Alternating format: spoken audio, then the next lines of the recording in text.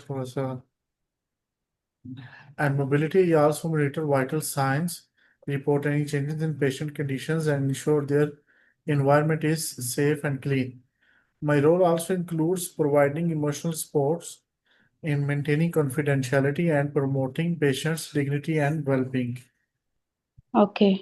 ये सारे वो काम है जो करने हैं। अब इनके रिलेटेड हमारे ना आगे क्वेश्चन चलते जाएंगे। टोटल ठीक। इन्हीं के गिर्द घूमेंगे हम। ठीक है। Why do you want to work as a nursing assistant in the UK? UK में ही काम क्यों करना चाहती हैं नर्सिंग असिस्टेंट का? अब यहाँ हमने थोड़ा सा यूके का जो सिस्टम है उसकी बात करनी है हेल्थ केयर की। कि I want to work as a nursing assistant in the UK because I value the high standards of the healthcare here. This role allows me to contribute to patient care, improve people's lives, and develop my skills in a structured and supportive healthcare system. Okay.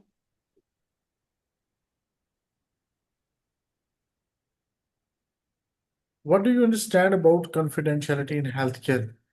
अब ये बहुत ज़रूरी है। ये आपको तो पहले भी पता होगा कॉन्फिडेंशियलिटी क्या होती है। ये मरीज के रिलेटेड चीज़ें जो होती हैं ना आपके जी पास, जी। उसके मतलब कोई भी चीज़ है, चाहे उसकी बॉडी के रिलेटेड है, उसकी बीमारी के रिलेटेड है, कोई भी है, उसका फ़ोन नंबर, नाम, पता, कुछ भी, हर चीज़ ही कॉन्फिडेंशियल होती है। तो confidentiality means respecting patients privacy by not sharing their personal or medical information with anyone except authorized staff. For example, okay. I would never discuss a patient's condition with friends or family member without consent. मतलब आप इतना भी नहीं कर सकते कि उसकी condition ही बता दें। Okay. What personal qualities make you suitable for this role? अब पर्सनल क्वालिटीज आप में क्या है? अब इसके लिए जो क्वालिटीज हमें चाहिए होती है इस जॉब के लिए वो हम बताएंगे। क्या I am passionate, patient, and empathetic. I have good communication skills, physical stamina, and the ability to stay calm under pressure. These qualities help me provide safe and respectful care. सही।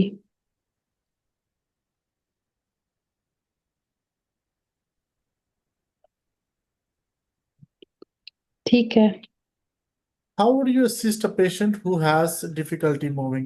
Mobility का issue जिस patient को हो तो उसको कैसे assist करना है आपने? इसके मुख्तलिफ तरीके होते हैं।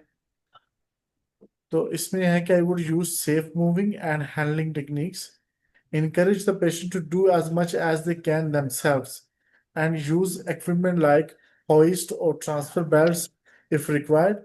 I always following training and safety guidelines. Okay.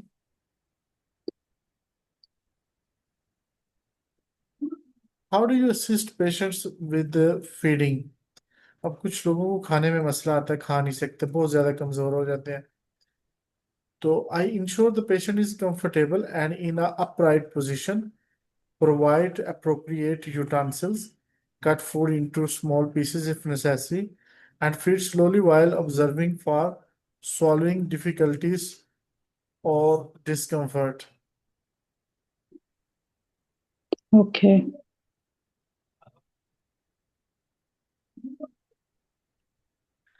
How would you handle a patient refusing to bath or dress? अब ये सारे फर्जी क्वेश्चन है, ठीक है? कि ऐसा होता है कि एक बंदा नहाना ही नहीं चाह रहा, कपड़े चेंज करना नहीं चाह रहा, तो क्या करेंगी?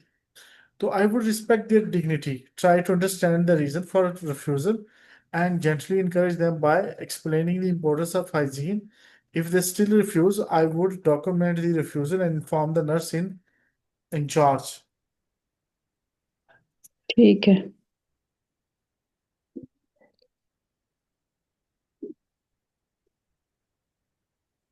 How do you monitor and record vital signs? अब ये vital signs होते क्या हैं, ये भी आपको पता होना चाहिए, और उनको मॉनिटर करना है, रिकॉर्ड रखना है।